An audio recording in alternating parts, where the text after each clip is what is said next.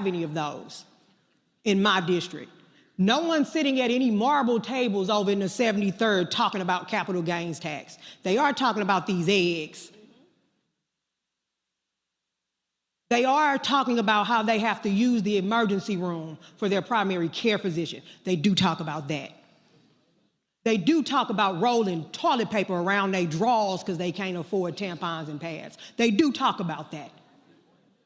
And if you're offended by that, that's what they talk about in my district, and they're Missourians too.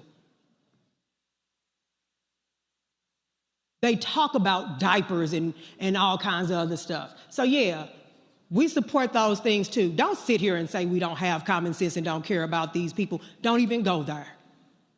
Because I've heard a lot about people who are buying 2 and 3 houses. I'm not hearing enough about the woman who have to wrap a towel around her baby's backside to keep them clean and dry. Yeah, that's me sitting on the side gallery crocheting baby boots and socks. When you look at my MEC report, it's me clearing out my campaign donations to go drive Meals on Wheels every Monday. That's what they're talking about in my neck of the woods. And yeah, I stood here until the last 3 of us stood here because it was worth saying out loud. I'm not about to buck dance for the wealthy. I don't bootlick. Those poor people who work those 2 and 3 jobs, I thank the lady for Jackson for talking about me. Because I'm not going to be able to afford a house anytime soon as a millennial in this economy. She was talking about me. So no, it's not just our constituents back in our district that's telling you they need something. I'm telling you I need it now.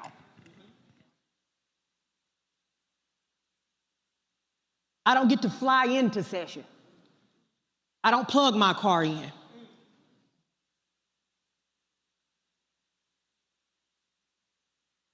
I have Walmart greeters in my family in their 60s and 70s. Y'all get to run for office.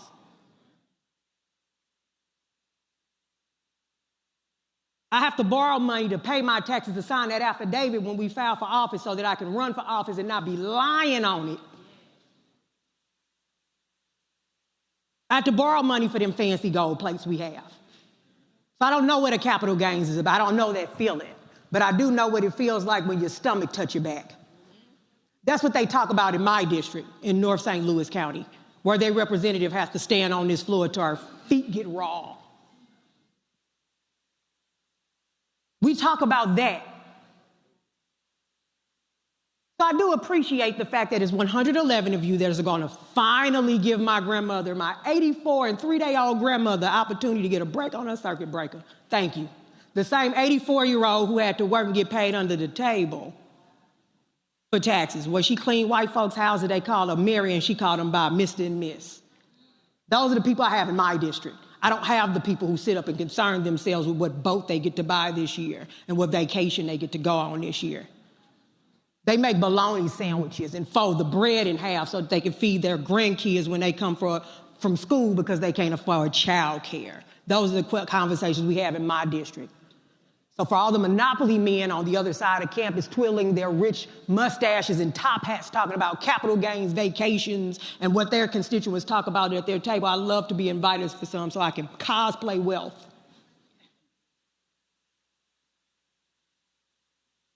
But don't you dare sit here and talk about us on this side of the aisle who filed, the young man, the gentleman from St. Louis, the first bill he filed was to remove those taxes to help actual people.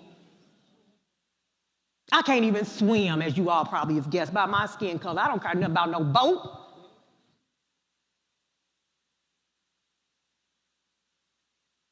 Just pass the bill and stop trying to act like it's us over here when it's been you all the whole time. I'm grateful that these things are on this bill. I am. I'm voting on it, but I'm grateful it's here. That I can get some kind of rebate or some reprieve from tampons while I still have to use them before I have to go get diapers for my age. Thank you. Folks, Representative Prouty joins us from Ferguson. Glad to have you on the show. What happened here? What was, how did this whole thing start? Because you went the hell off. Thank you, Mr. Rowland. I tend to do that. This is certainly the place if you are a Black woman, Democrat in Missouri, this is certainly the place to go off. What happens is what always happens in our legislature. We are profoundly outnumbered. We are in the super minority such that if not a single Democrat came to work, the Republicans have enough to do the business of the state of Missouri without us. And we get to this point in session where they do a little bit of legislative candy. They'll sprinkle some things that Missourians actually want. They're actually asking for, they actually call for on a bill to make it amenable to the average Missourian. And then try to play it like, if you don't vote for this, then you're against these things. And we've been filing these bills for years, decades, in fact. And so, and I wasn't going to speak on this particular bill, but I got offended. I got offended by the commentary going around, and I had to call it out. So what were they saying? Y'all don't care about regular folk? That's exactly right. They weren't saying too much about the capital gains tax, the underlying bill, but they were certainly saying something about the amendments, which, by the way, I'm a member of the House for now. The House did not put the pink tax, to remove the tax from circuit breakers from seniors, or the pink tax to remove it off sanitary items. They did that in the Senate, and it was a deal made by Senate Democrats, or they were going to filibuster the bill completely. And so that's exactly right, Mr. Rowland. That's exactly what they were saying, and they weren't about to call me a liar or play with me in my face. So, you talk about again them having a supermajority. I take it that's due to partisan gerrymandering.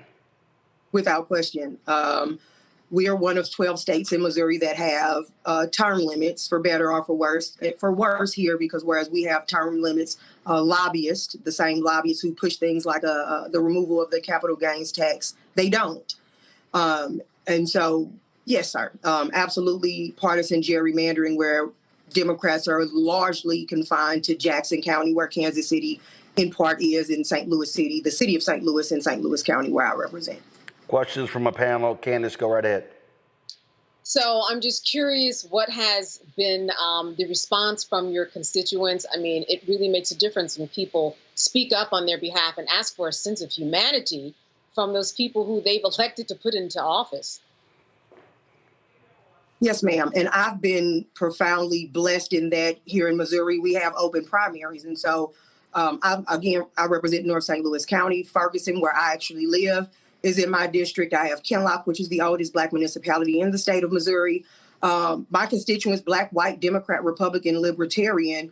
Not so much the Libertarians, because Libertarians tend to think taxation is theft unless they call the police. They certainly want them to come. Notwithstanding, they are like, yes, absolutely. We are at a point where eggs here are about $7, $8, depending on where you live in St. Louis County. We have 88 municipalities.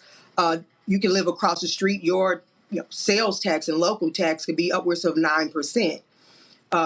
Everybody wants a little bit more money in their pocket, and we're not asking for more taxes on anybody. We certainly want the wealthy to pay their fair share.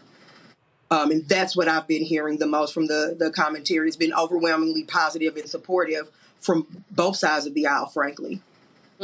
Michael.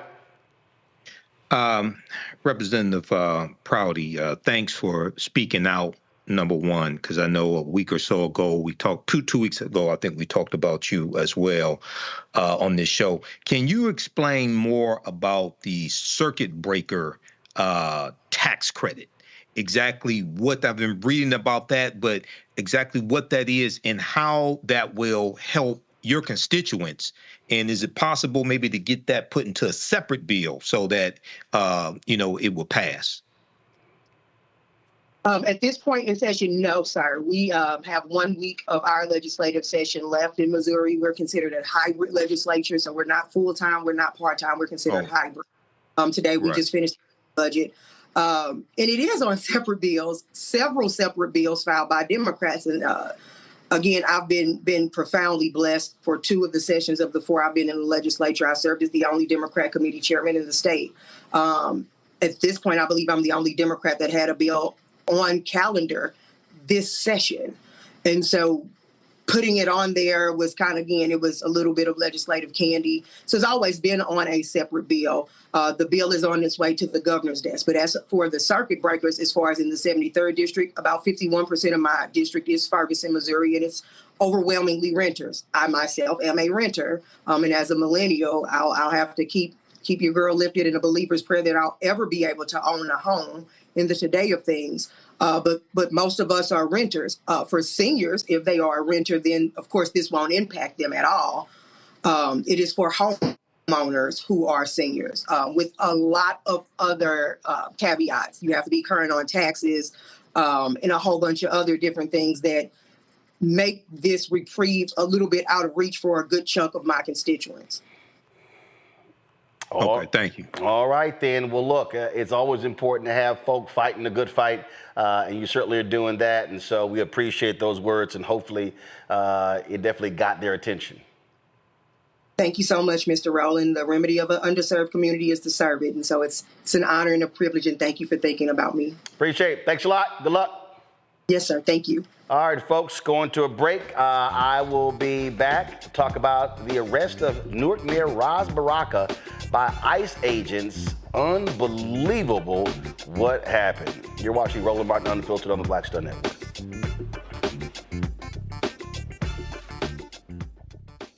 On the next A Balanced Life, we're talking soul and soul food. The kitchen is the heart of the home. So many memories that are there, the things we've learned, the recipes that we've tried to garner and to somewhat figure out how to cook ourselves. There's something about the kitchen and family and being at the table that brings us all joy. We're going to be joined by some amazing guests who are going to talk to us about how do we keep tradition alive and what are we doing for the culture. The traditions and the gathering and the warmth and security, those memories are super important, and we have to, make sure that those continue to happen. So no matter how we get in the kitchen or around the food, I just want you there. That's all next on A Balanced Life here on Black Star Network. Now streaming on the Black Star Network. In France, me and Tony, and accidentally went to the Louvre, right? I had never been, and I saw a side door. And we got off the little bus. I said, come on, let's go to the Louvre. I mean, I'm just like, let's go to the Louvre, right? We're here. This black girl is at the door with this white guy, black African girl. And she says, oh my God, Vanessa Bell Calloway. And I'm like this, you know me? And come to find out we were at the wrong door. But she said, I'm gonna let you just go in here. But I was in Paris, France. Mm-hmm. And that shocked me. She knew my name, she knew me. She saw my movie. Mm-hmm. So it's like, you just gotta, they say, build and they will come. Put it out there, people will find it, they will come.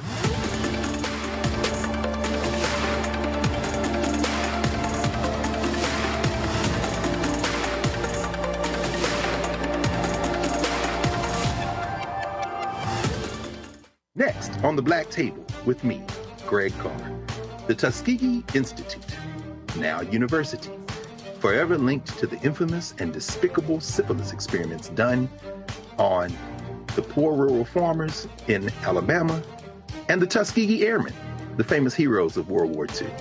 But its history is about so much more.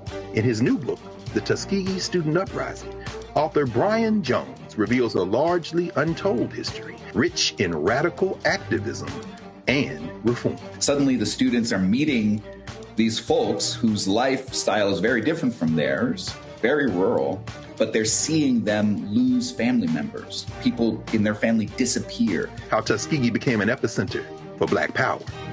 An amazing history lesson on the Black Table, right here on the Black Star Network. I'm Russell L. Honoré, Lieutenant General, United States Army, retired, and you're watching Roland Martin Unfiltered.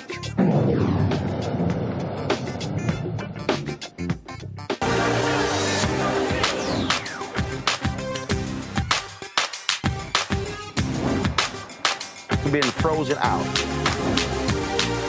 Facing an extinction level event. We don't fight this fight right now. You're not going to have Black ownership.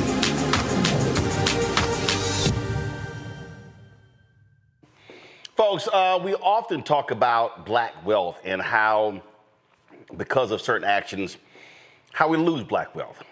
when you look at sports, when you look at athletes and they get huge contracts and just begin to spend crazy amounts of money on jewelry and cars and then end up 6, 7, 8 baby mamas and having kids and child support. And then all of a sudden, when you look at, NFL players 3 to 5 years after they retire, many of them are filing for bankruptcy.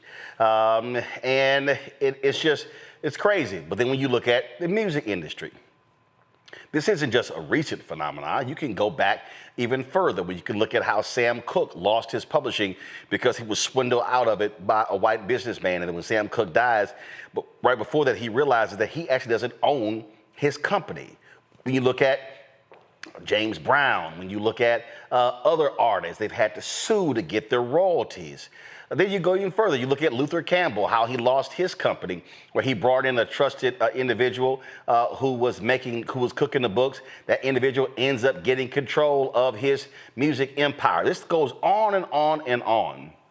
And if there's any area that, frankly, is the most gangster, the most atrocious when it comes to ripping off artists, it's the music industry. Well, the law, though, has also been changed, allowing artists to get their copyrights back.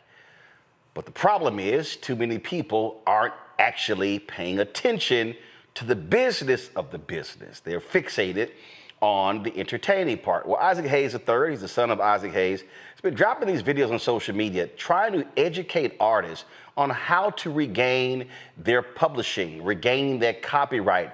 And the laws have been changed, and a lot of people don't understand. And so you see these videos on social media of artists complaining about not owning their masters and not owning their publishing without realizing that there are ways to get those things back. Isaac, of course, founder of a fan base, joins us right now. So Isaac, you've been dropping these videos, and you posted something recently where you said to any artist, hey, DM me, I can walk y'all through this. Has that been happening? Because when you dropped the first video, I actually sent it to a very prominent rapper, and he said, brother, I appreciate this. I'm already aware. We're already on this. But thanks for caring about it enough to send it to me. What has been the response from folks since you've been doing this? Well, I won't name the names, but let's just say some very iconic R&B and hip-hop artists have been reaching out, and we're unaware of the process of doing reversions and terminating your copyright. So I'm glad to help. And I think it's the most important opportunity to regain Black wealth, especially for music artists ever, because this is billions of dollars worth of copyrights and masters. You said reversion. So explain to us. So artist signs a contract. And who's owning the music? And people don't understand. An artist can perform a song, but who produces the song, who writes the song, who owns publishing? Owning publishing is different from owning masters. And so explain that. Yeah, so when you sign a deal with a record company, the record company owns your masters, which is basically the 2-track recording of whatever the song is. So whatever the version of your record is, the record company owns that for a period of time. Before 1972, you could never get your masters back. After 1972, you could get them back after 35 years. When it comes to publishing, when you're a songwriter or a rapper and you write a song, typically you've done a deal with a publishing company that advances you money for half of the income and control of the actual copyright. Well, there's a law that pre-1978, you could terminate those rights after 56 years. And then post-78, you could terminate those rights after 35 years. So if you realize it's 2025, that means 1990 is really the dawn of really when hip-hop went commercial. So you got Hammer, you got Bell Biv DeVoe, LL Cool J, all these rappers. And there's a window for them to terminate their rights and get their masters and their publishing back right now. And if you don't do it in a certain amount of time, you miss the window, and those publishers and those record companies own your copyright forever. You never get it back. All right. So when you talk about this window, how long is the window, and what is that process? So the window is about 10 years before the copyrights are due back. So you can file them as early as 10 years before. So I've done this already successfully with my father's publishing catalog, which is from 1963 to 1969. So songs like Hold On, I'm Coming, Soul Man, we've terminated. We've done reversions on those copyrights, and those copyrights are now owned by my family. And you literally were going through the law, we're going, okay, this song, this is the year, expires 2027. This song, and you were going through that.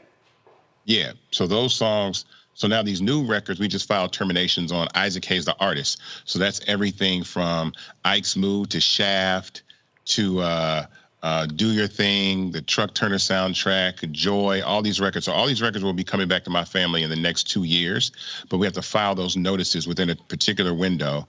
And you can't, if you miss 2 years after, then you lose the ability to actually terminate forever. So you got about a 13-year window to file. But I'm telling everybody to do this now. And man, you lose forever. Yes. Unless the law has changed. No, you lose the copyright forever because you had your shot to get it back. Now, typically what happens is when you do reversions, there's one of two things that happen. Now that you get your copyrights back, publishers will come along and ask you to buy those copyrights.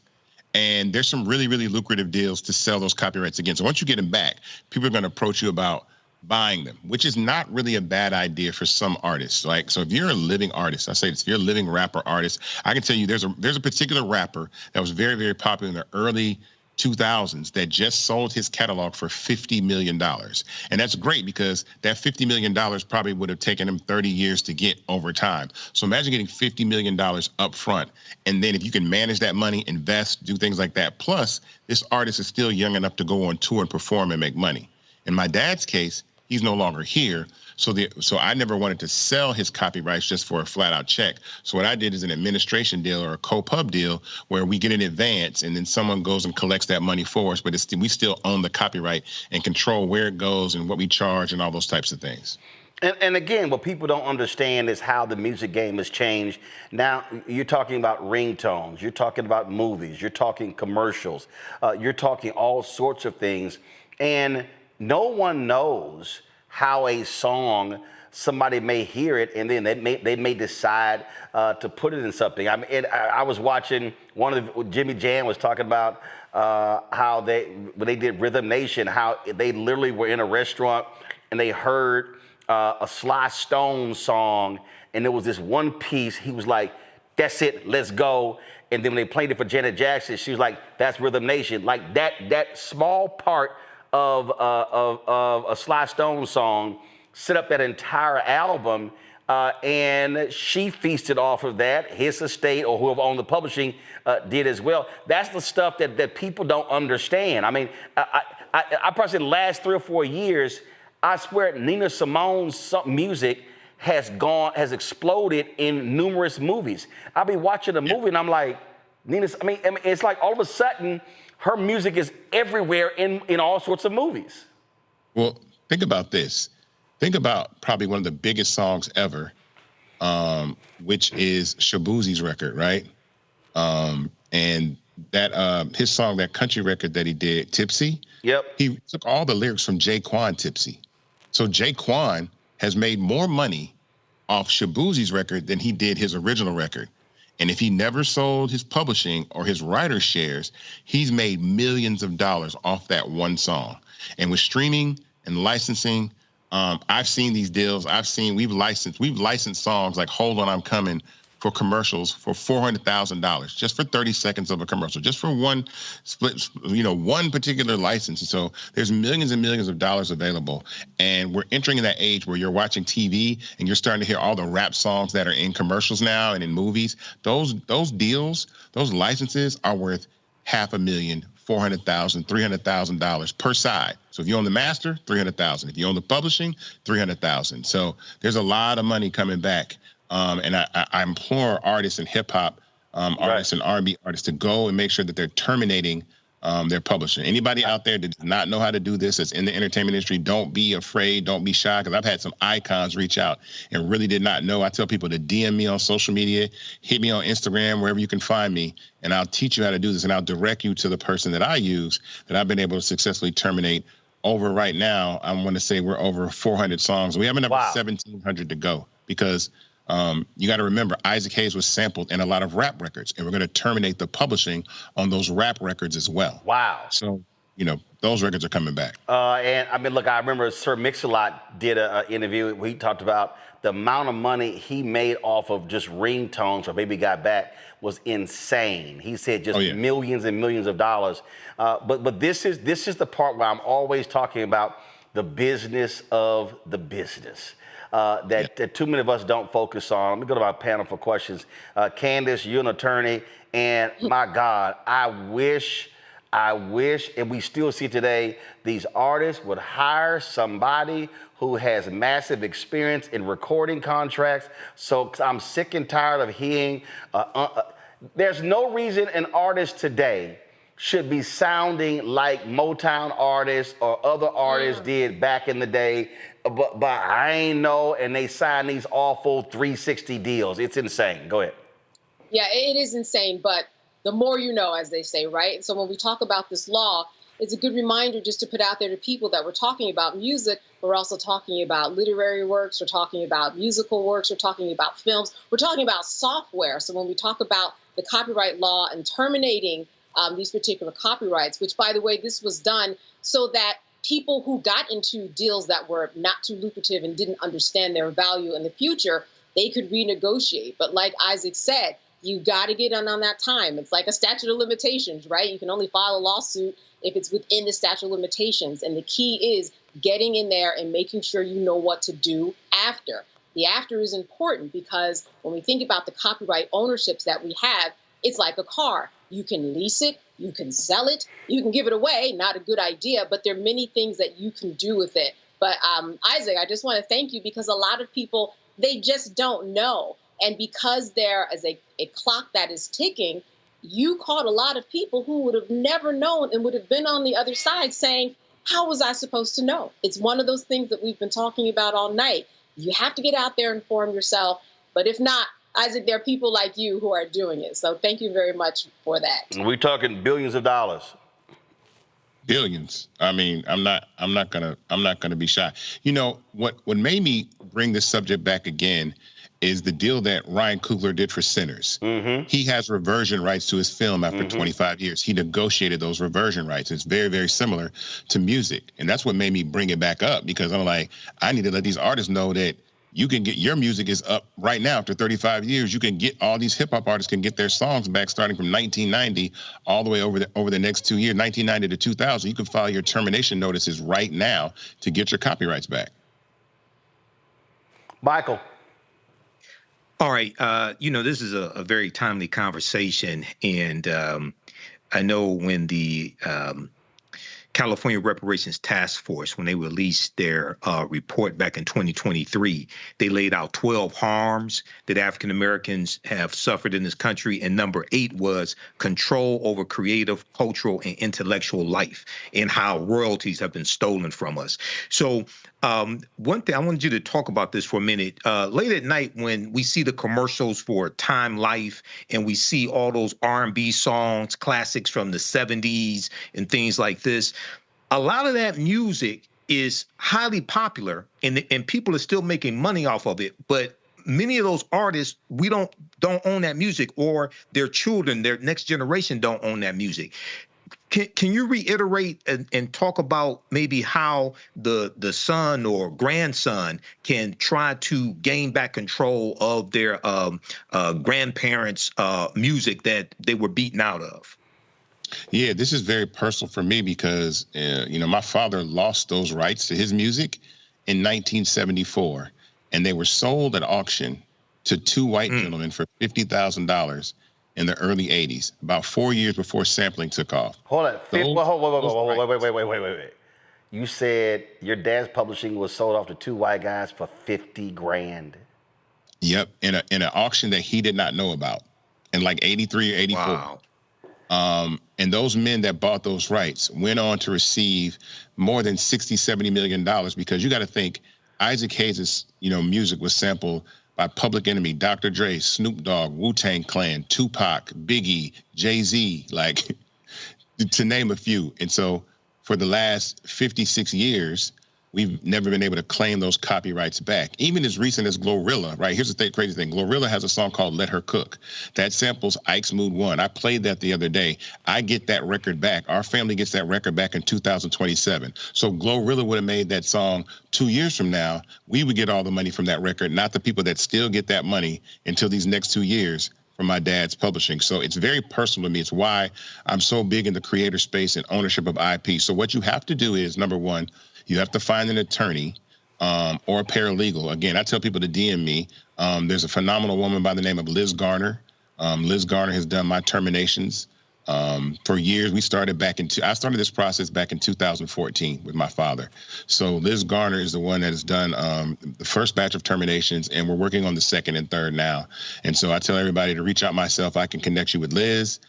She can start that process for you, but she's already done, deals with Smokey Robinson. She's helped a lot of entertainers get their copyrights back. She worked with a phenomenal woman by the name of Jeannie Mason, who I started with, who has since passed away. But Jeannie Mason is the one that changed the Copyright Act from 56 years to 35 years. So these are individuals that champion artists' rights and creators' rights. And so I'm happy to work with them, and I'm happy to tell as many songwriters, as many artists to terminate their masters in publishing as possible. So I'm just curious. So how was your dad's publishing sold in an auction that he didn't know? So initially, my father lost the rights to his music in '74 because Stax filed for bankruptcy, and my father took a loan from Union Planters Bank. What happens typically when someone gets a loan is that if you default on that loan, they'll garnish the income stream. Right. So let's say whatever your music makes, we'll keep taking that money and it won't go to you, it'll go to us so we pay back. Right. That's not what happened with my father. They actually took the right and the ownership of the actual IP, which had never really been done before. Then that was done in '74. In '83, Union Planters wanted to auction that off to sell the asset, right? Because it wasn't making a lot of money because they didn't see sampling coming. Right. And so people weren't buying the records. So there was an auction held, and my father was not notified, and two gentlemen showed up, and they bid for $50,000 for the publishing, and they got it. How much was that original loan? $2 million. But Stax Records filed for bankruptcy on my dad $14 million. So imagine Universal saying, telling an artist they don't have, $65 million in 2025 that they're owed. That's really started this whole process with my dad. I always say that's my generational trauma, seeing my father lose his creative rights.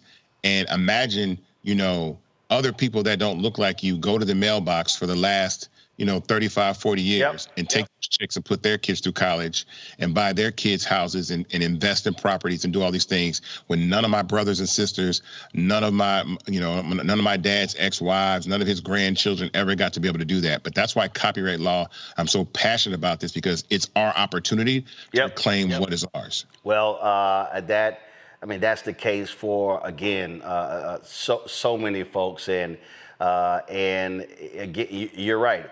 It's folk who don't look like us who are feasting off of the talent. And I say this all the time, and some people get mad. I don't really care if they do. I keep saying that, frankly, in this country, and this is what I really hate, and I need people to really listen. So they just had the Met Gala, and I saw this story where Usher paid $350,000 for a table, but had to seek permission from Anna Wintour, who he got to seat at his own table. And she said no to some people, and not only that, she has control over even what the folks wear. And I sat there and I said, you know what? I ain't spending $350,000 of my own money and having somebody else telling me who the hell I can and cannot invite, and then what I can and cannot wear, to a gala that was celebrating Black culture. And that was one person, I'm not gonna name this person, but they posted on their social media, we doing this for the culture. And Isaac, I'll be honest, I hate that phrase. I hate that phrase because when I hear the phrase, we doing it for the culture, my problem is we keep giving away the culture. And so we're just so happy that we performed and that we made the art. Yo, we doing it for the culture. We're doing it for the culture. They doing it for the money. We doing it for the culture. And I keep saying I'm tired of us being the show in show business and them being the business in show business. And we've got to get artists to understand, yo, you can love the music. You can want to be on the stage. But trust me, somebody else is getting paid. And so we better understand the business of the business, because it's literally billions of dollars that black people, we have made more white executives richer. Let's be real clear. We know from the documentary, Jimmy Iovine, he was about to file the day before Suge walked in there, they about to file bankruptcy. And the billions made. And so that's what we got to understand. Let's stop making other folk billions and make our folk billions. Final comment. Well, let me say this, because I think it's really important. Black culture is the most valuable thing on planet Earth. I'm telling you right now, it's more valuable than gold, more valuable than diamonds. It's more valuable than even some of the software and technology we use, because most of these things are powered by black culture. And the problem about saying doing it for the culture, it doesn't matter if you don't own the culture. That's right. Ownership should be the mainstay of owning, your IP and your intellectual property. And I say that all the time, like black culture is the vibranium of Earth right now. And it's like liquid. I always say it's like water. It's like if when you pour black culture into a tennis shoe, you get a Jordan. When you pour black culture into a record label, you get all these phenomenal rappers. When you pour black culture into the sports industry, you get LeBron James. You get all these amazing athletes. When you pour black culture into a smartphone, you get TikTok, you get Instagram. The problem is all these things that we're pouring into are infrastructures that we do not own. And so that's why I'm so big. My journey from music to technology was all about ownership, all about we need to own the apps, we need to own our IP, we need to own our copyrights. So this is just an extension of my father's legacy and what I'm doing and telling people about owning intellectual property, investing in tech startups that we can own. That's the biggest thing. Technology is the fastest growing asset and most valuable asset on Earth right now, but we're not owning what we need to own to be able to really build true generational wealth at this time. So own record labels, own apps, own software, own infrastructures that you can leverage black culture. And think about the black culture, the apps and the infrastructures that do not work without black culture. And it is like social media absolutely does not function or work without black culture. It does not. And so that should give anybody a signal that those are the spaces that we need to have ownership in, as opposed to being happy to get views and likes and stuff like that and become famous and maybe make a buck. So owning infrastructure and copyrights are extremely important. All right. Isaac Hayes III, first of all, how much money have y'all raised as part of the Series A raise for fan base? What's the status? Ooh, we're almost at 12 million raised. The raise closes at 17 million. So I tell everybody, listen, invest in fan base, right? Startengine.com/fanbase. I want you guys to invest, own a piece of the creator economy. The minimum to invest is $399. This isn't a donation. This isn't GoFundMe. This is actual stock in a technology company, which is going to use music, which is going to use content creators, which is going to use athletes. But these individuals will monetize and actually own the infrastructure of the apps they use. That's why this is so important. All right, Isaac Hayes III, we appreciate it, man. Thanks a lot. All right, thank you. Folks, going to a break. We come back. We're going to talk about the arrest of Newark Mayor Ras Baraka. Just unbelievably shameful. Right here on Roland Martin Unfiltered on the Black Star Network.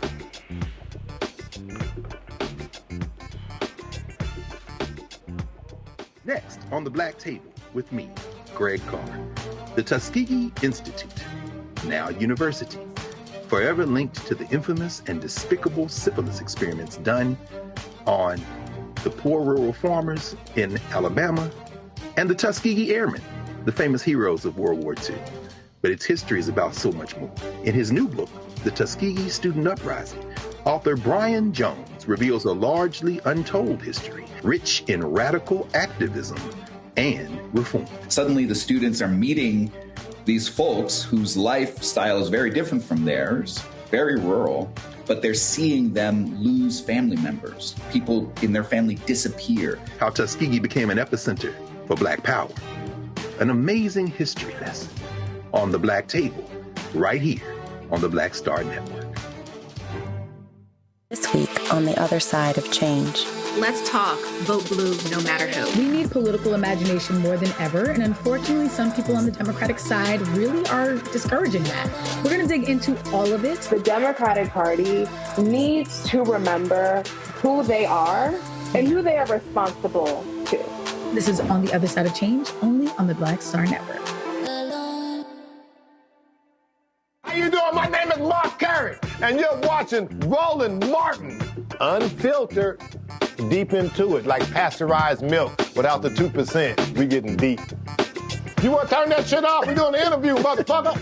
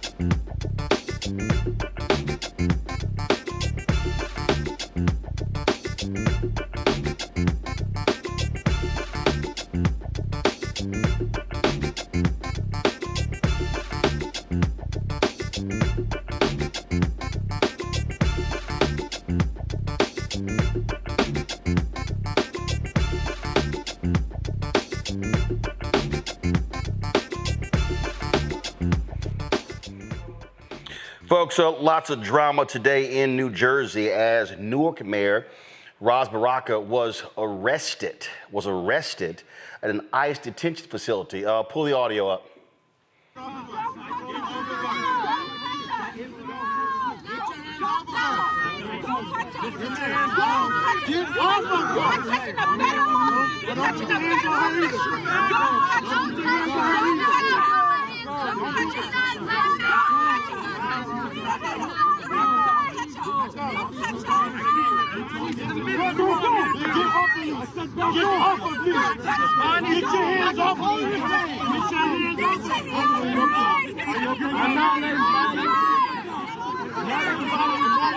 I'm not letting you. You cannot push. You cannot push. You cannot push. You cannot. Congressman, get over her.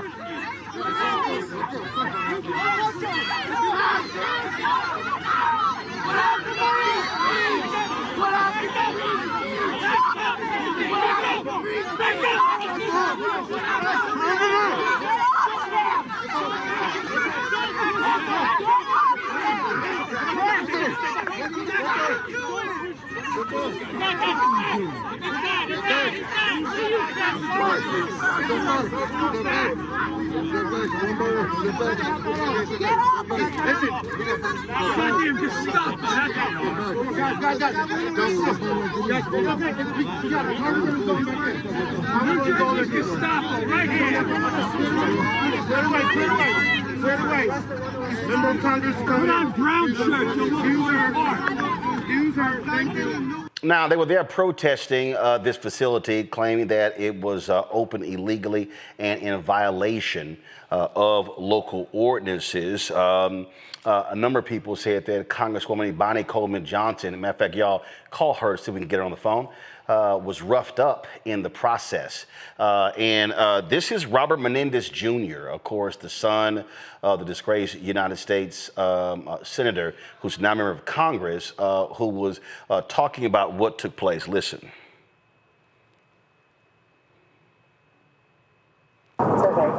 I can't begin to describe what happened here today.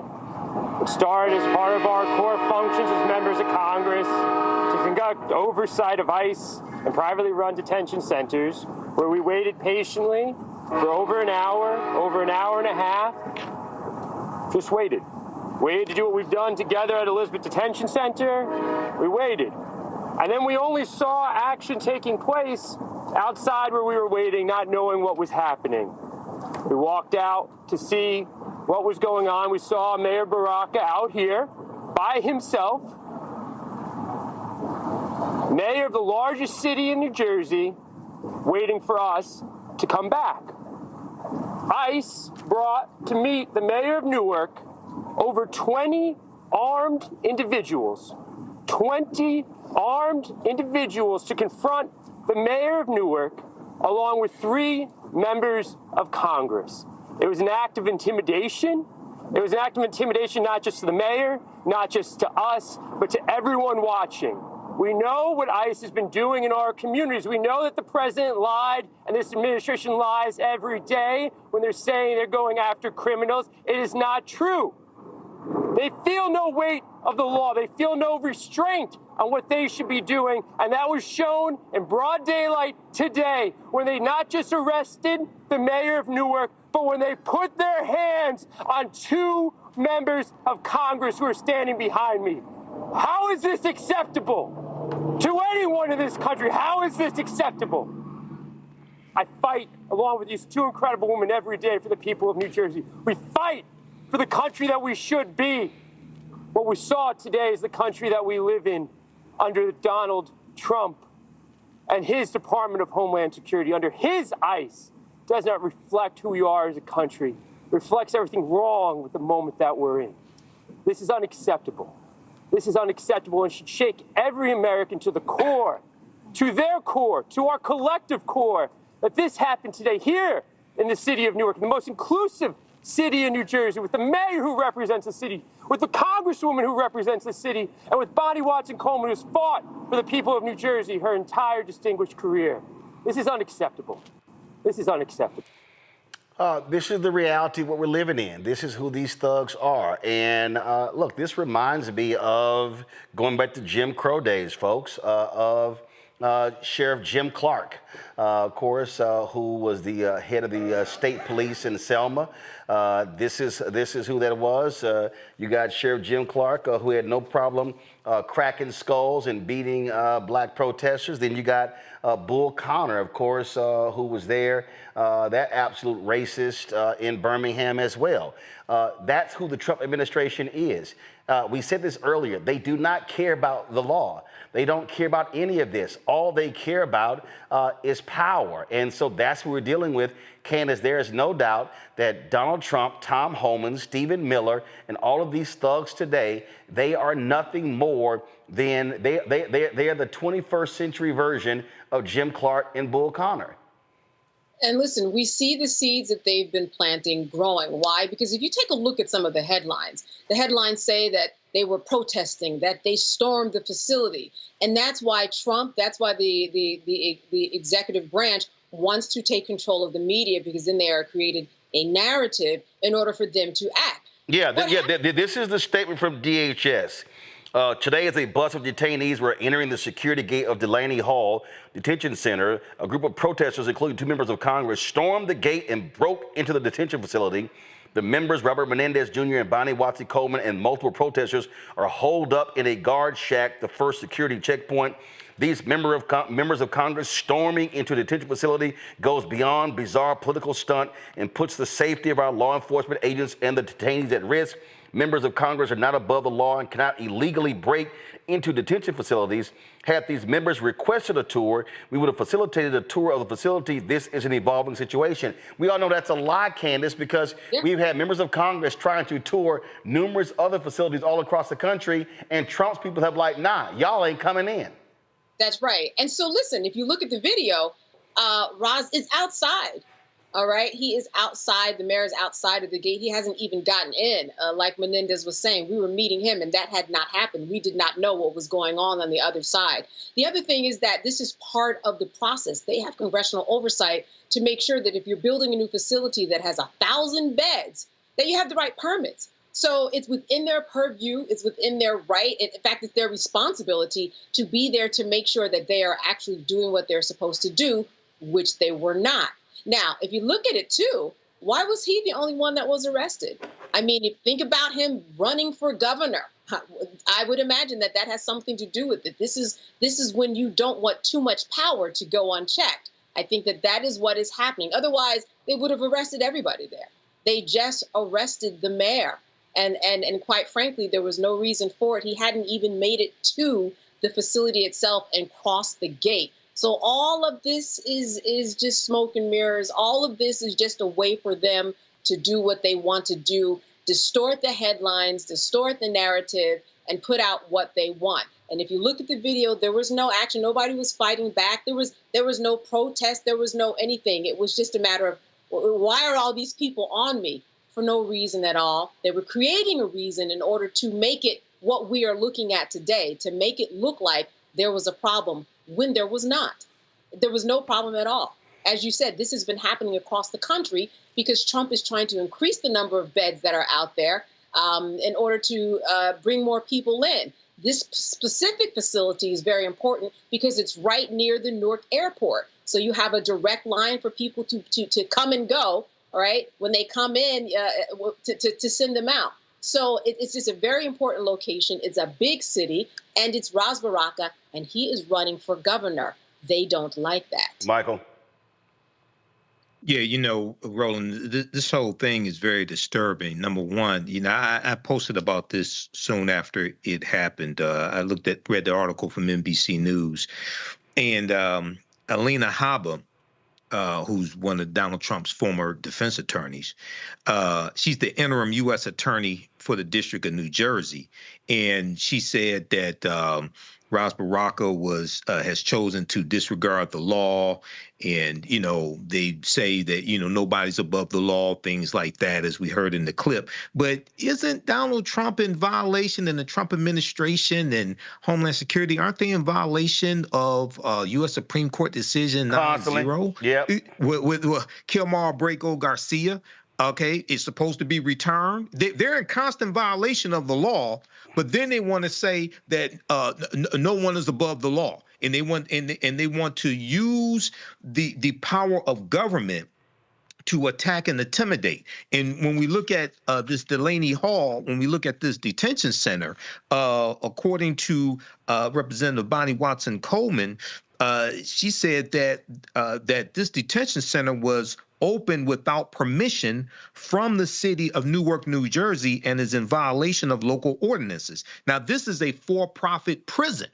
It's important for people to understand that Donald Trump in his first administration and in the second administration fully supports for-profit prisons, and the stock prices of the for-profit prisons have increased since he's been back in office. Because they decreased under the Biden administration, which is why the for-profit prisons donated to Trump's campaign and the transition. It's the first term as well as the second term. Yep. Well, that's how they're gonna roll. So again, folks, nonviolent resistance is critically important. Hey, update: Black veteran Marlon Paris faced a judge today in his deportation case. The judge ruled that removal proceedings will move forward for the Iraq veteran who has been in custody since January. Paris, the son of a naturalized citizen, came to the U.S. in 1997 from Trinidad and Tobago. He joined the Army in 2001, served for 6 years, and deployed 3 times to Iraq. In 2007, Paris was discharged from the Army, according to his wife, Tanisha, who we had on the show yesterday, he was diagnosed with PTSD and brain trauma. And again, this is what I did last night after they told me that Illinois Senator Tammy Duckworth was helping them more than her Arizona delegation, I sent a tweet out to Senator Mark Kelly and Senator Ruben Gallego. Well, today, last night, Gallego's office reached out to my producer. They say that Duckworth's office specializes in cases like this and sent the statement. Our office has been in contact with Mr. Parris's attorney, family, state agencies, and other congressional offices regarding his case. Additionally, our office has reached out to Immigration and Customs Enforcement regarding Mr. Parris's case. Now, my producer, Carol, invited Gallego to come on the show. They told her that, quote, they do not get into the habit of doing interviews about such cases. Okay, don't let me see you show up on somebody else's network talking about this stuff. Last night, the Paris GoFundMe was just over 1,600. Tonight, this is what the update is right here. If y'all could pull it up of the GoFundMe so we can actually see what the amount is. I think they were trying to raise like $15,000, if I believe. And so there's a GoFundMe again for the Paris family. And so please go check that out. And we would love for y'all to be able to do that. Now, while the U.S. is trying to deport veterans, Donald Trump is importing white folks. That's right. A group of 54 white South Afrikaners who are descendants of Dutch colonists, the people who led apartheid in South Africa. Donald Trump wants to bring them into the United States. They are expected to land in the U.S. on Monday, and reports say that they are all set up with housing, groceries, phones, clothes, and all the essential items when they will need in the first 90 days in this country. Here's a look at the protest where several hundred white South Africans protested outside the U.S. Embassy in South Africa in March, claiming they were victims of racism by their government. Donald Trump issued an executive order in February directing officials to prioritize the, quote, resettlement for Afrikaners, citing what he called government-sponsored race-based discrimination in post-apartheid South Africa, which is bullshit. Thousands of refugees from conflict zone and humanitarian crisis remain in limbo in the United States, yet, he's quickly processing these white Afrikaners, and they have moved at an unusually rapid pace, 3 months compared to the typical 18 to 24-month wait. Boy, must be something to be white and an Afrikaner. And Donald Trump says, yeah, bring them in. We made it clear, Michael, he doesn't want black people. He doesn't want black immigrants. He wants white immigrants in America. Absolutely. This goes back to his first administration when he called people from Haiti, a S-hole country. He said, why can't we bring in more immigrants from places like Norway?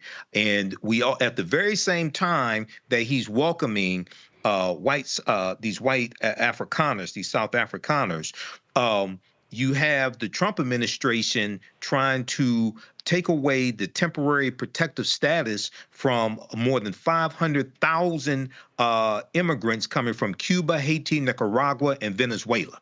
Okay, at the very same time. So this all plays into white grievance, and this was something that was key in Donald Trump's the first term, as well as the second term, white grievance, and also saying that white people are the real victims of racism. We see that his civil rights division has changed their purpose, okay, and really changed what they're going after. And we see hundreds of attorneys in the civil rights division are leaving, over 100. And this all deals with 2043 and the fear, the browning of America. Yeah, that's why. I mean, Candace, that's why they want to give birth inducements. They want more white people. This is about white people. They didn't want the Haitian immigrants in Springfield. They want white people. Right. And when you look at this, it's very clear that that is what they want, or else it would be happening, as you said, with other people who are black and brown. The other thing to remember about this is that this particular law that they are running from, that is giving back land to people who it was taken away from, they've been working on it for a long time, and it has just been formally put into place. So this is what they feel threatened by. But when you look at this and we think about what a refugee actually is, someone who generally, the way we have received them, leaves a war-torn country, trying to escape persecution and war and violence. Yes, many times race plays a part in it, but not this type of race issue that they're talking about. This isn't the type of thing that the United States normally even deals with or tries to shake hands with. And it's an impossible feat to not think about the irony of this, that this is taking place in South Africa. when we know the history of apartheid there. So there are a lot of corrective measures that would have had to take place. It's also interesting to know that we are talking about bringing in Afrikaners from South Africa when we haven't even dealt with the land rights of Black farmers, Black peoples in America whose land was taken away from them. Yet we're so concerned about what's going on in other countries and giving them, as you said, a place to stay and food and warmth and clothing in order to make their way here to America. It just doesn't make any sense, but Trump is good at that. He's good at having people look at all this nonsensical stuff and getting them caught up in something totally different when he's doing other things that are going on and we don't even know about. Oh, it makes sense because Donald Trump wants to make America white again. He wants to keep it white. That's what this is all about. Folks, let's go to Texas. Imagine sending your child off to college, then you get a phone call from a sheriff's department saying your child is dead. And no one can give you a clear answer on what the hell happened. That's the nightmare of the family of 20-year-old Erskine Charles Jenkins. The psychology major at Texas Tech University was killed on November 23rd by a Lubbock County Sheriff's deputy who, according to reports, was holding a woman hostage. His mother, Sharon Jenkins, does not believe what the authorities say about her son. She joins us now from Shenandoah, Texas. Sharon, first of all, sorry for the loss of your son, and we have to do these stories, but you get a phone call and they said that your son was holding a woman hostage? No, initially, when I got the phone call, the detective said, there's been a horrible accident, and your son was fatally wounded, which I didn't even understand. I was like, okay, I can, get a flight and get there. I'm thinking he's in a car accident or something. And then he said, no, ma'am, he's dead. And, then it was just like I went outside of myself, I think. But he said he couldn't give me any details and that he would have someone else to call me back. The next person that called me was a Texas Ranger. And I asked him what happened, and he said there was a party and there was alcohol and possibly drugs at the party, and we evacuated the party, and everyone evacuated, and your son didn't listen, and the police shot him. That's what he said. So he said they evacuated, but your son didn't listen. Yeah. Did they say that your son's threatened the cops, tried to lunge at them? I mean, did they give any understanding? Was this cop wearing a body cam? Were there any folks at this so-called party? I mean, listen, young folk today, they videotape everything. So is there footage? I haven't seen any of that. We asked for all of that, but I haven't seen any of it. They video, they post everything, but there's been nothing posted. Everybody's silent. Well, that's weird because young people today record everything. Has your family, has your attorney been in contact with the DA's office, with the police department to try to get information? We have. He has. There's been several public information requests that have been sent in, and everything that comes back has been redacted, I think is the proper way to pronounce it, and that it's just an open investigation. So who's leading the investigation? The Sheriff's Department or the Texas Rangers? The Texas Ranger. And then I found out there was no investigation as to what could have provoked whatever incident happened in the house. There's no investigation as far as that. So I don't know what happened to my son prior to the police killing him. Have you talked to your state rep, your state senate, to get their involvement? I've called several. At first, I couldn't get in touch with any of my state representatives in the Woodlands area. So I reached out to Senator Boris Miles, and is in the process of trying to assist me. And then finally, I was put in contact with my state senator and by a close acquaintance. And I don't know. No one has given me anything. So your state senator hasn't assisted in any way? His office did call, and they said that they are working on it. So, but you haven't heard from the state senator? Not as of yet.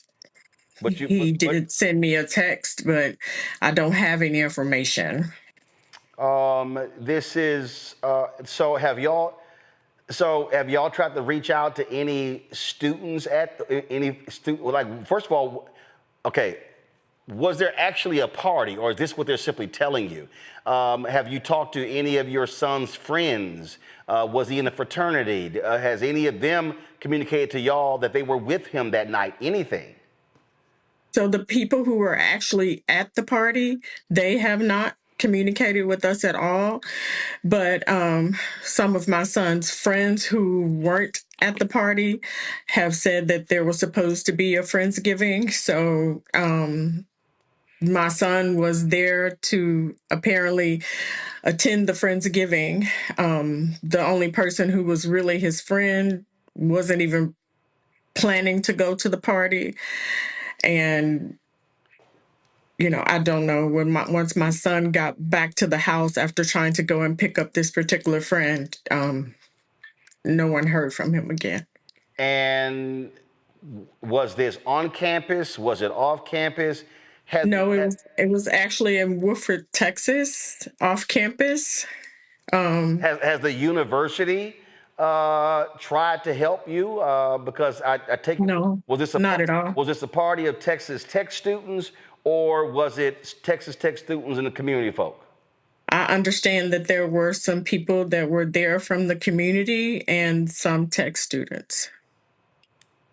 That's my understanding, but like I said, I don't have anything except for vileness that the Texas Ranger has spurred at us. But other than that. So here we are 6 months later, and you literally don't know what the hell happened that night.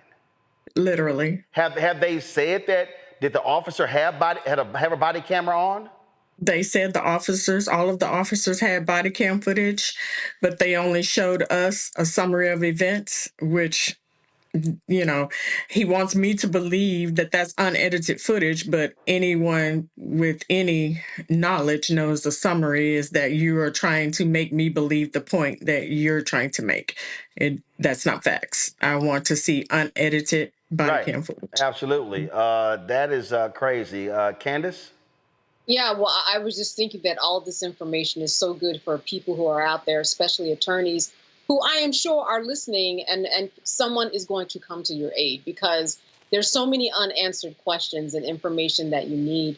I'm so sorry for your loss and hate that you have to be in this position, but the information that you have and that you're sharing is just so important. So I'm glad to hear, because someone is going to take up the cause for you. That's what I predict. And I just hope that for you, that you are able to get the information that you get. And thank you for sharing, because this is really important, so that other people who are in this situation can do the same thing, because we need this information in order to move on and collectively understand what's happening there, especially with our young Black men. Yes, thank you. Michael?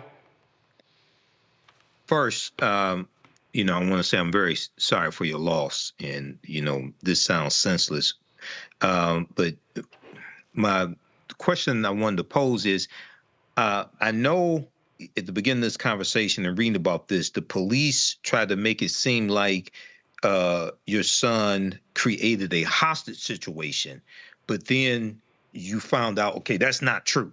All right. So how are they saying that things escalated to where he's actually killed? They were told to come out of the party or something like that. How are they saying things escalated? Honestly, they haven't really said much to us. The information that we've gathered, we've had to gather and pay for ourselves. And from what we've gathered, my son was in need of medical attention when the police arrived, and he was murdered instead. Who is your attorney? His name is Rick Eckerson. Rick Eckerson, and he's out of The Woodlands, Texas. The Woodlands. All right. So I would love for my producer to be able to reach out to him. Again, I know I'm born and raised in Houston. I know State Senator Boris Miles well. He's my fraternity brother. You also have State Senator Royce West, who is in Dallas. Who is your state senator? Is Senator Brendan Crichton. Brendan Crichton. All right. So, I would love to, we're going to reach out to them as well to find out, because again, 6 months is a long time. If they have, normally we don't even know the officer's name. And normally what happens, and unfortunately, I hate to have to say this, we've done way too many of these stories. And the reality is this here, based upon our experience, Candace, you know this as well, Michael too, that if there's body cam footage that shows your son charged them, had a weapon, they get that body cam footage out real fast. And when something was, when it's 6 months and you still don't have a lot of answers, that speaks volumes as well. Has your attorney talked to, okay, so the Texas Rangers are investigating. What is the district attorney's office in Lubbock County doing? Nothing. I went there, and they were very offended that I even showed up, it appeared, because they don't have an investigation. They should be investigating what happened to my son prior to the officers arriving. Right. They don't know if he was trying to defend himself. They haven't investigated anything. They just said, oh, he's dead. They had a secret grand jury, no billed the officer, and that's that. And I'm just supposed to accept it. But I'm not going to take that. I'm not taking that. Absolutely. Well, your son, what class, what was his classification? Sophomore, junior? Sophomore. Sophomore, majoring in what? Psychology. And if they had did any kind of investigation, my son is a beautiful person. He's a beautiful person. They could have went and asked professors, advisors. They didn't even try to find anything out about him. They just wanted to build this narrative like he was some thug, and that's a lie. And tell him like he's from a impoverished home. That's a lie. Just liars. Well, I'm sorry. No, I understand. Trust me, I understand. Well, we definitely going to make those phone calls. I'll actually be in Houston on Monday. I'm presenting 2 of my scholarships, actually 3 scholarships at my high school, Jack Yates High School. So I'll be definitely talking to my frat brother, Senator Boris Miles, to get his thoughts on this. And have you had any conversations with the NAACP in Lubbock or there in the Woodlands, or have you talked to, or even Gary Bledsoe, who is a Texas State chair of the NAACP? I didn't know his name. The Lubbock NAACP has been very helpful. Dr. Melina Abdullah has been very helpful. It was Melina who reached out to me. So what I'll do is I'll give Gary a call. I know Gary well as well with the Texas State Conference of the NAACP, and hopefully that they can make a statement and try to get some action and bring more attention to this, so you can get some answers and some clarity as to what happened to your son. I appreciate it. I really do. All right. We hate to have you on the show under these circumstances, but appreciate you coming on to tell your story, and certainly keep us abreast of any future information you get. Thank you. All right, thanks so much. To close this out, Michael, this is the thing that, again, we've had to do way too many of these damn stories. And there's no doubt in my mind, if that body cam footage showed her son doing something wrong, charging the cops, cussing at them, flashing, brandishing a weapon, that body cam footage would have already been released. Absolutely. And not only that, in reading an article on this, it talked about the fact that she watched some body cam footage that was heavily edited, but that footage that she saw contradicted the initial police statement and news reports that made it appear that her son had created a hostage situation. So another question this is Texas, so the state's attorney general, I don't think he's going to do anything. Oh, hell no. Ken Paxton is a thug. I mean, again, and that's part of the problem. What you're now seeing, because, Candace, you got this idiot in the Oval Office, the Fed's not going to do anything. They're not going to investigate any cops. So the reality is public pressure is going to have to be applied in this case to get some answers and for them to release the damn body cam footage. That's what's going to have to happen.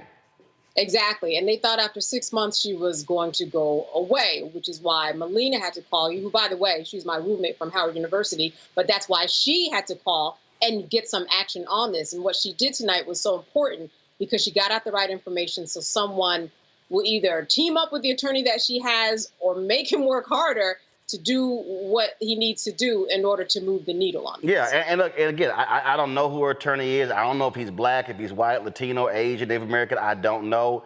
But here's the reality in cases like this here. You got to go public. You got to use the public. You got to use public pressure. You got to work with civil rights organizations and others to get their attention. Otherwise, they're going to remain silent. And so, so that is the case. And so, yeah, we're going to stay on top of this, folks, because again, that is just look. A 20-year-old black man going to college and has to come home in a body bag, and the mom can't get answers. Just makes no sense to me. At all. Folks, we're going to close the show out here. We have another one of our greats who is now an ancestor. I was aware when he passed away, but the family waited about a week to let us know. Dr. Jawanza Kunjufu, who's a leading voice in black education and empowerment, has passed away. For decades, he challenged America to address the systemic barriers facing black students, especially black boys. He authored more than 30 influential books like Countering the Conspiracy to Destroy Black Boys and Restoring the Village.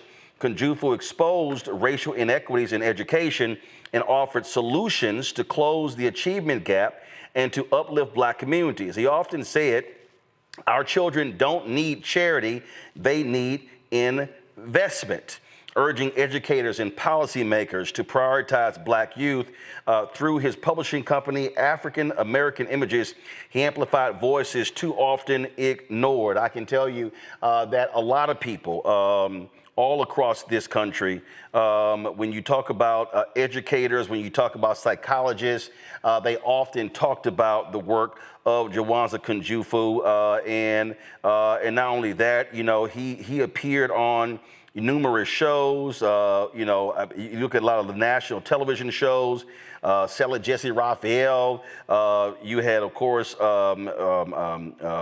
also had Phil, Dr. Phil, all these different shows, and he was talking about what was going on. And so again, he was a voice that often spoke on the issues that we often face. Here is one of those interviews. Hold on, I like another way, and that's that there were 1 million black boys last year that wanted to play in the NBA. Of that million, only 400,000 will even make it to play high school ball. Of that 400,000, only 4,000 will be able to make it to play college ball. Of that 4,000, only 35 will make it to the NBA. Of that 35, only 7 start. And the average life in the NBA is 4 years. So the real problem is we have 1 million brothers looking for 7 full-time jobs that last 4 years.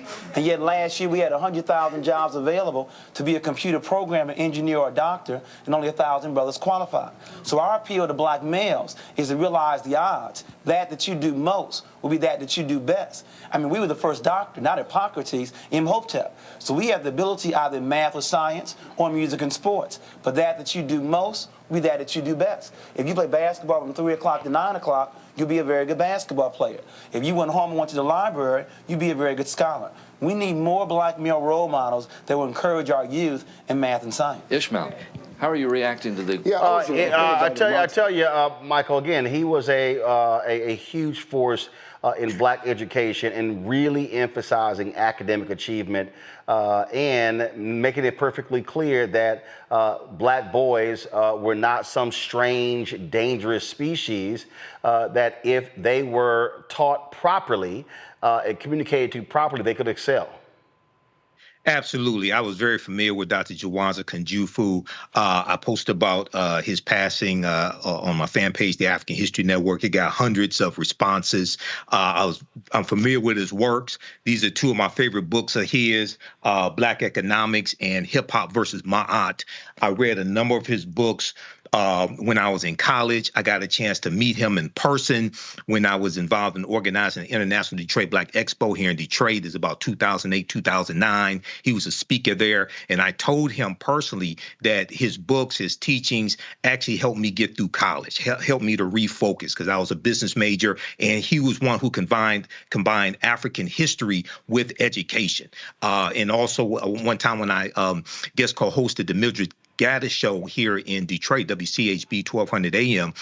He was a guest on the show. So this is a big loss.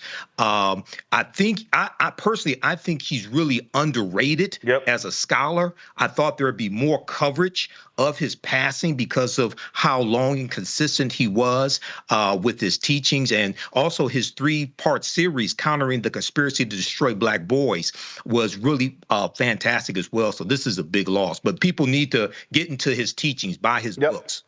Indeed, and here, before I go to Candace, this is him on the same show talking about, and then which is why what we do is important, images, the images that we see.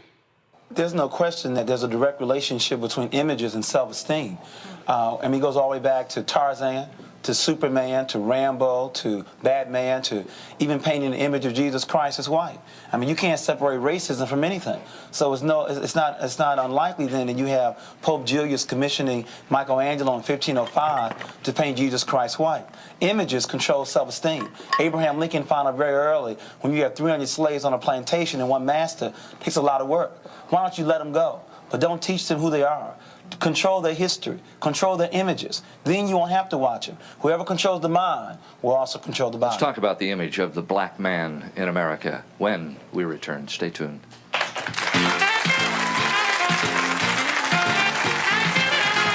That was strong. I mean, Candace, that point there is just on point. We talk about how crucial the images are.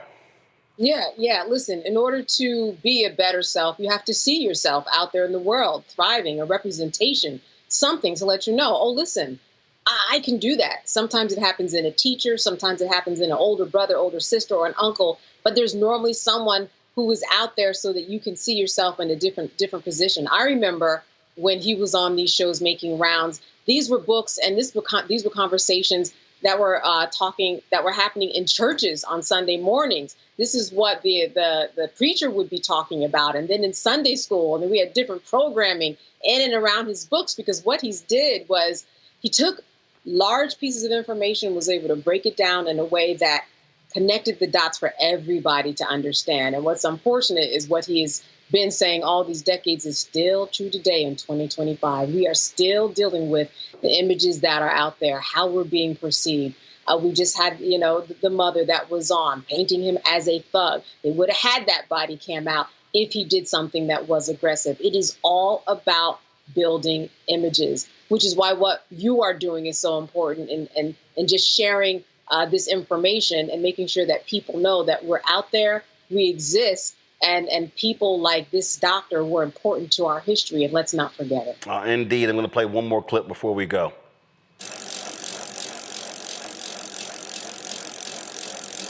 On this edition of Right and Exact, Dashawn Farad speaks with world-renowned author and lecturer Dr. Jawanza Kunjufu about the plight of young black men and young black women, a subject that he has lectured on for over 3 decades. Dr. Kunjufu, given what we've seen over the past 5 years, I would say, with the recent killings of black men, or the recent unjust killings of black men by police officers, should we still be countering a conspiracy to destroy black boys, as you said, over 30 years ago?